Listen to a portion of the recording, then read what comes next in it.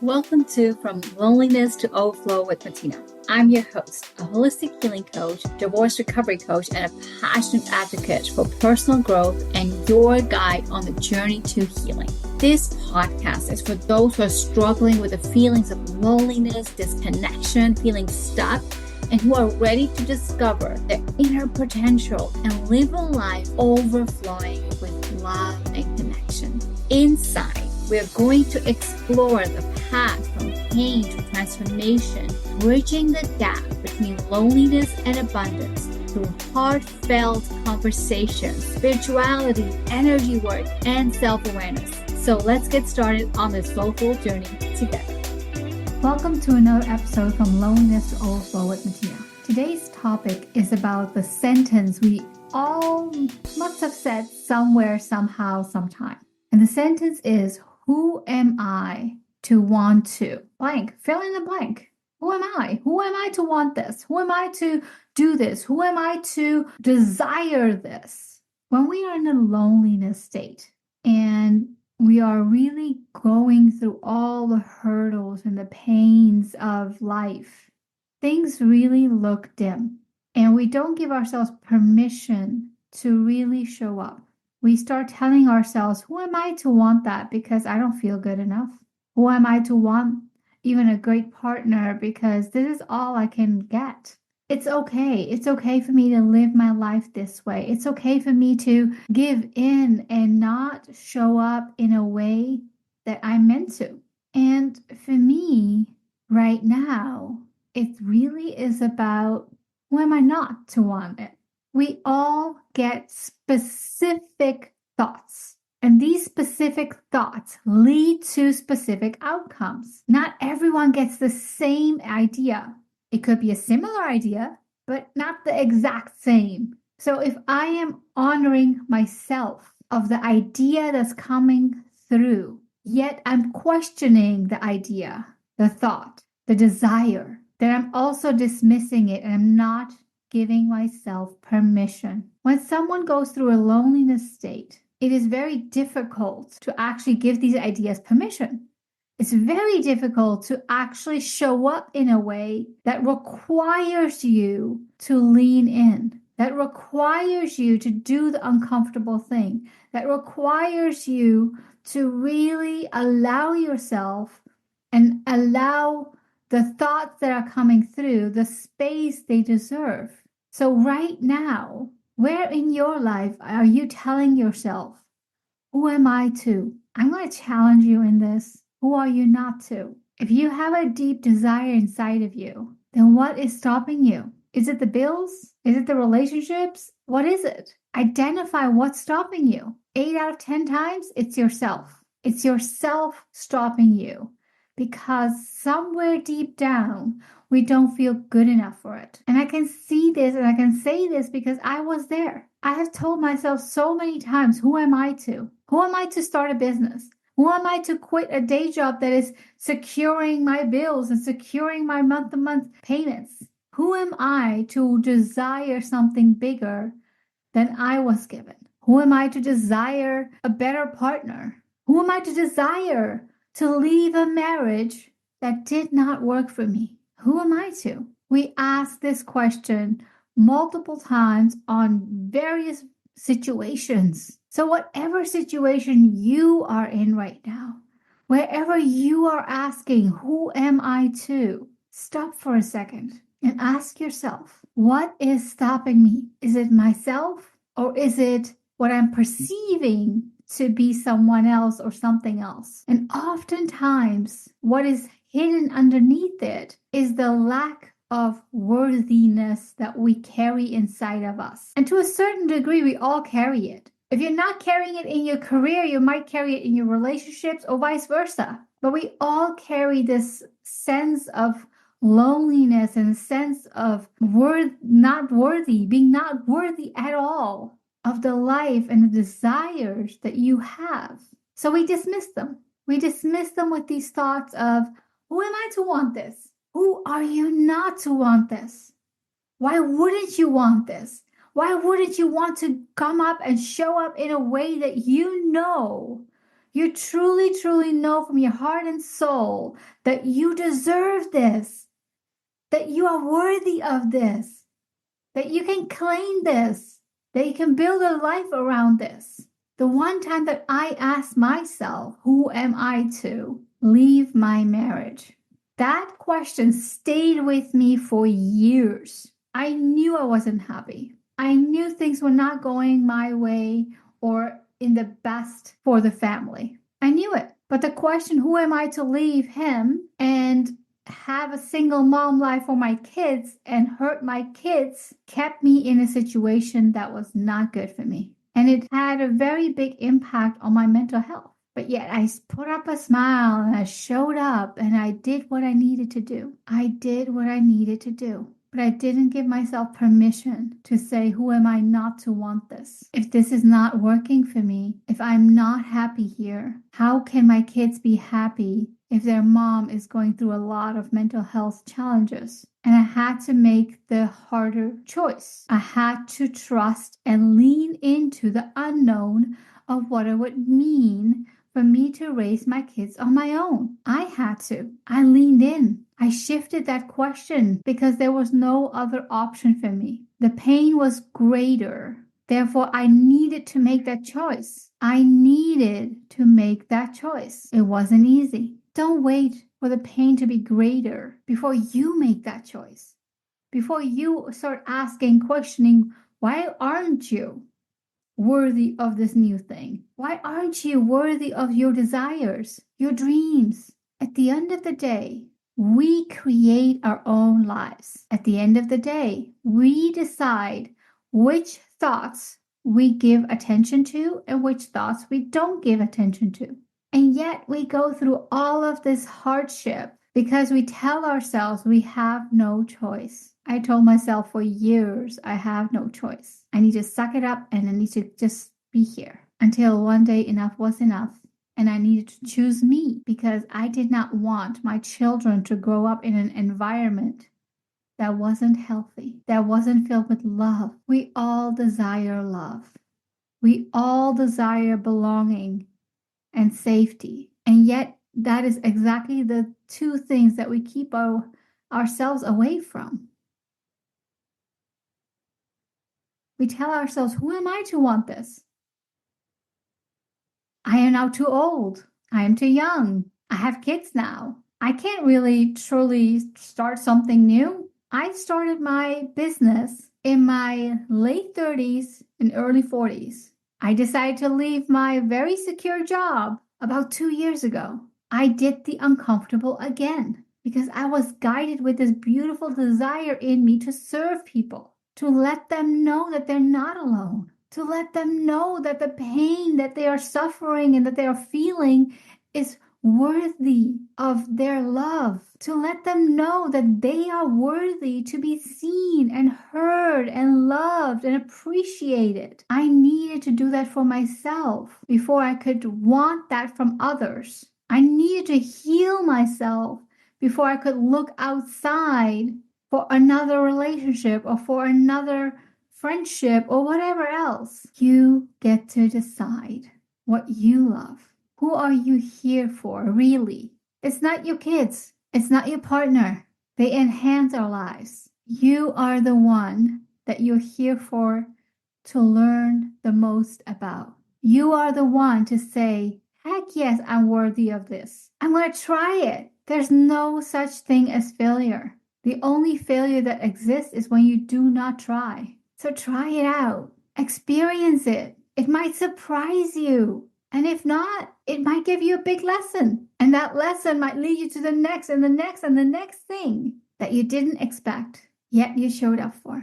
There's so many single moms who are like, how are you doing this? How can you run a business from home and raise 3 kids? And I look at them with admiration. It's like, you can do this too. There's nothing special that I'm doing, but I'm choosing to believe in me. When you believe in you, that's the best gift you can have. And when you have a partner and your kids who support you in your own journey, that's the best thing that you can have. Live a life that is full of your own desires. Live a life that allows you to get out of the paradigm of being lonely. I still receive lessons every day without fail. Without fail, I receive lessons every day. Some of these lessons are wonderful and I welcome them with open arms, while other lessons are a bit more painful, a bit more reality check, a bit more checking in with myself and asking myself.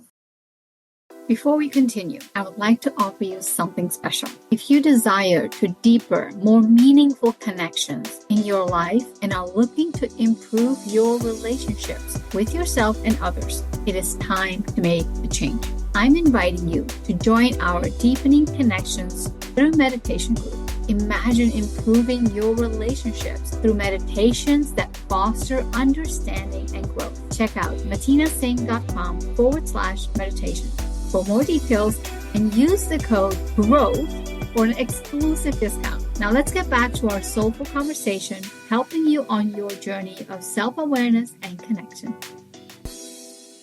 Where am I questioning me now? Because it's one thing to decide to start a business. It's a whole other thing to decide like how that business is going to look like. Who am I here to serve? Who am I here to help? For me, my desire started when I left a marriage that didn't serve me. Determined to help others to recover their wounds before they step into any other relationships. Determined. I was so determined to do this, and I still am. Then along my journey, my spiritual growth was so immense that I learned so much that I'm like, oh wow, I need to add this element too for my clients.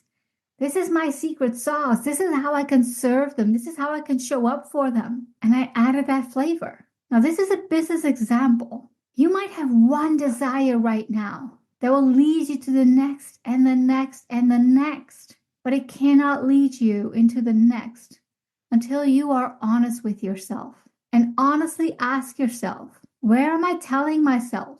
Who am I to? Who am I to help people? Who am I to show up at a new job? Who am I to apply for this higher position when I feel I don't have the qualification for it? Who am I to step away from this relationship? Who am I to start a new relationship? All these questions are so key. All these questions lead to a point where you have to really honor yourself and question, where am I asking this? Where am I asking this to myself? And when you know what situation you're asking yourself, big question of who am I to, then be honest with you. Where in you do you feel that you're not worthy of it?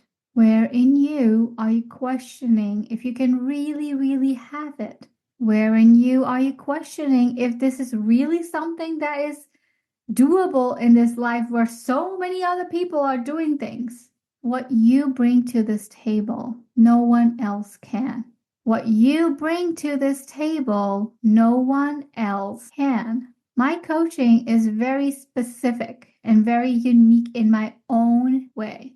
I cannot compare myself with hundreds and thousands of people who are out there doing the work.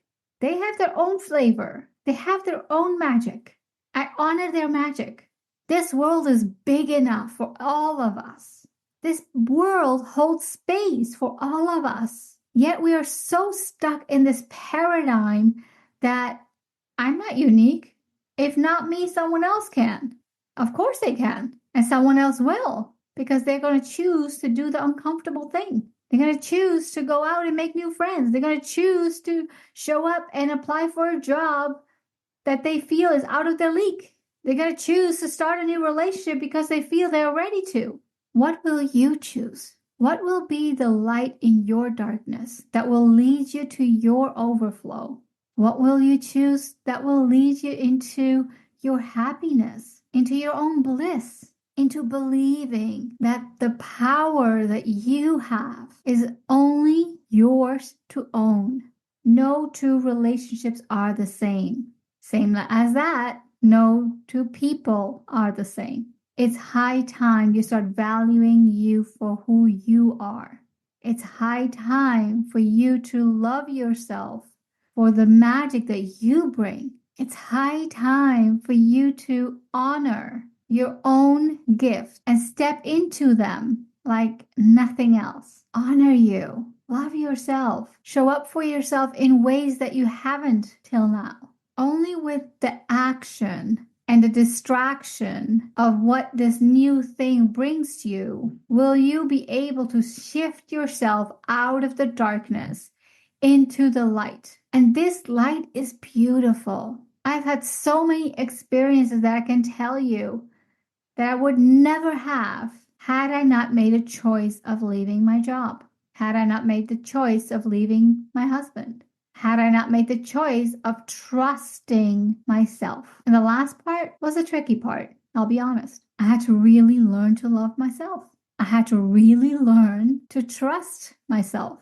Yet every single day, I chose to see the good in me. Every single day, I chose to see the light. Some days I could identify it like this. There was no problem identifying it. While other days when I felt low, it was difficult. Yet I found something, because if I couldn't think of something else for myself, I could see the sparkle in my kids' eyes when they saw me. I could feel their hugs and feel like, yes, I'm doing something right. I could feel their love for me, which also pulled me out of the darkness. And I felt a strong responsibility to show them that when you love yourself, when you honor yourself, when you appreciate yourself, when you give yourself the downtime and the close time that you need and desire, that you're actually not being selfish, that you're actually helping yourself and others, because how you then show up for other people is going to be significantly more than ever before, versus working and coming from this empty cup that so many of us come from. I was one of them. Now, when I choose, I really am having an emotional day and I'm going to allow my emotions to show. I'm going to allow myself to cry, even if that's in front of my kids. I do that. And I tell them with love, crying is not a weakness. I'm crying right now because something in me is not in my control. I'm thinking about something that's absolutely not in my control right now. So I need an outlet. And crying is one of those outlets. By giving myself the time and the value and the allowance, I'm honoring me. And because I'm honoring myself, I show up in a way that I could not have had I pushed those emotions away. Had I pushed it away and pretended that everything is okay. Have a heart-to-heart with yourself. I truly invite you to have a heart-to-heart with yourself and ask yourself the question, where am I telling myself, who am I to? Where am I not loving myself? Where am I not seeing the worth in myself? And once you identify that, only then can you make a different choice. And it's important for you to choose. Do I choose to stay in the same paradigm, or do I choose to make a different choice? And making a different choice is going to serve you more than whatever else can. I wholeheartedly hope that you find your own way from the darkness and the loneliness and the pain that you might be in into the light. And one more thing before I end this conversation today. So many of us show up with a big smile and pretend nothing is wrong. We are living the best life ever, while deep down inside, you feel something is missing. I'm also talking to you. Discover what you feel is missing. Identify what is really heavy on your heart right now. Because when you choose to ignore it, it's going to become louder and louder, and the days are going to get darker and darker. Allow yourself to be seen, heard, and be vulnerable. Be vulnerable for who you truly are and what you truly can do and be in this lifetime. I honor every single one of you. I thank you for tuning in. Until next time. Thank you for listening. I hope this episode has helped you to feel less alone in finding tools towards a life which is overflowing with love and purpose. If you enjoyed the episode, please take a second to rate and review. Each review helps us to reach more individuals who are seeking healing and personal growth just like you. And don't forget to take a screenshot and share your aha moments on your Instagram stories and tag me, Singh Matina. See you next week. Take care.